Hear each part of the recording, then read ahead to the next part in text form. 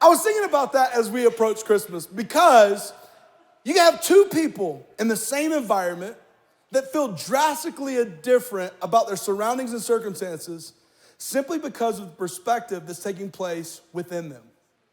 I wonder how many of us, we approach church and Christmas and this holiday season, and we think if I just white knuckle this thing, I'll get through it, and then I'll be like, hey, it's done, it's over with. What if there's a better way to have Christmas? What if there's a better way to approach Christmas? What if there's an opportunity to re-present Christmas this year?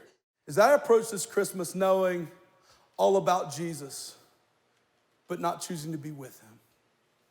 Do I know about, oh, hey, this is the time of year and Jesus was born in a manger and there was Mary and Joseph and you can sing the Christmas carols and I know the scriptures, I know Luke and Matthew.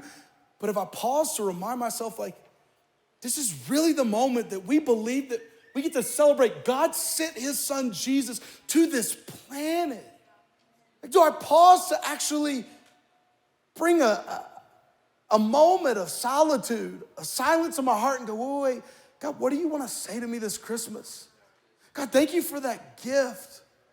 Or am I so ruled by the routine that I just punch in and punch out of my Christmas duties? I add more things to the routine because I think somehow just doing more or knowing more will cause him to love me more. And friends, he never loved us based on our performance. He freely gave his love based on his presence. They're ruled by the routine of their day. And many of us, if we're honest about it, knowing God at an academic level feels good, but it doesn't lead us to live a life that is good. It's about commune or a relationship with God and giving space in the schedule to pause and remember him and go, okay, it's not just knowing about it. How can I do a test? You go, James, okay, that sounds good. How can I do a litmus test on knowing whether or not I'm being ruled by routine? Okay, do you find yourself chasing the magic of Christmas? Chasing that feeling?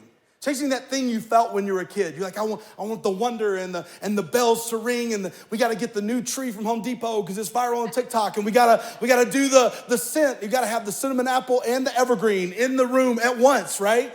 You got to do all the stuff, bake the right goodies. Why? Because I want to feel the magic of Christmas. No, the magic of Christmas is surface level to the meaning of Christmas. The miracle of Christmas is that God actually sent his son Jesus to this planet.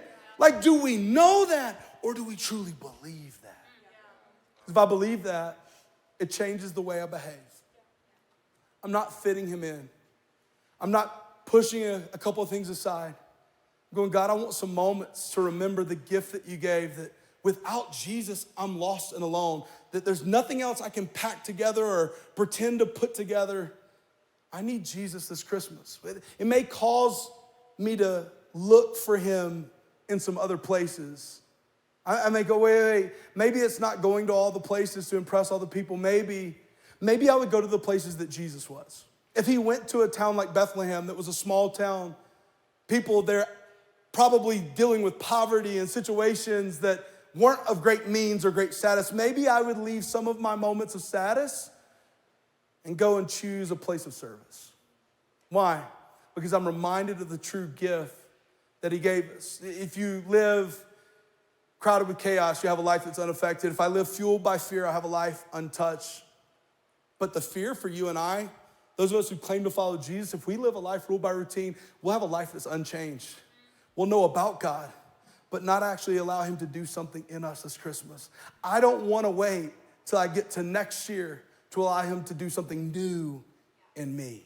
The reason I think that's powerful is because Jesus was actually given a name. He was given this name, Emmanuel, that would mean God with us. You mean the greatest gift that God ever gave. So for God so loved the world that he gave. The gift that he gave was that he would be present with us in our highs and lows, in our chaos and our routine, and yes, even in the middle of our fear. God still chooses to be with you and I. Maybe the only gift that God ever longed to receive back is a return gift, a re-presented gift back to him, to be present with him this Christmas.